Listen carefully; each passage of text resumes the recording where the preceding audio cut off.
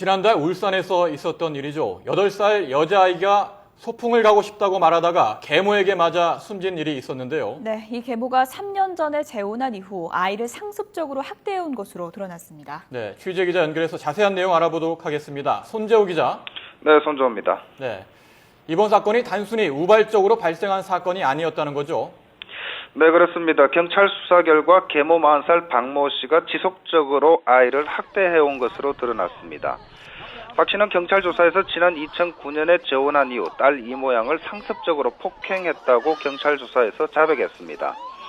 경북 포항에서 살던 지난 2011년 집에서 죽도로 이 양의 머리를 때리고 손바닥으로 등을 수십 차례 때렸고, 지난해 5월에는 울산시 울주군 집에서 이 양이 늦게 귀가했다는 이유로 허벅지를 수차례 발로 차 뼈가 부러지는 전치 10주의 상처를 입힌 것으로 조사됐습니다.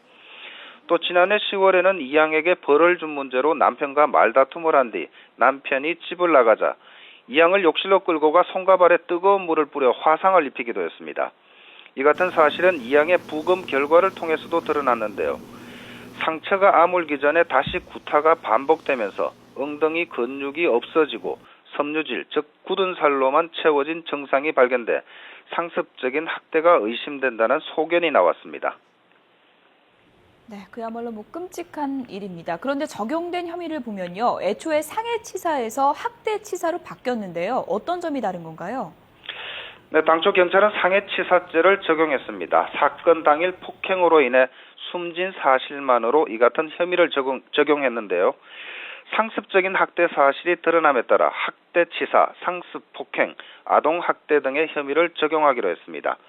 형법상 상해치사죄는 3년 이상의 유기징역형을 받도록 규정되어 있습니다.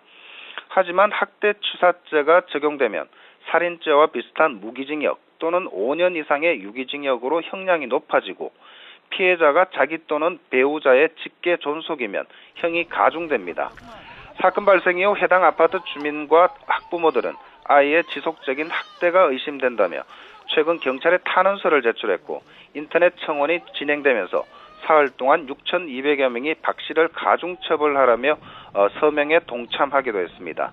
지금까지 YTN 손조입니다.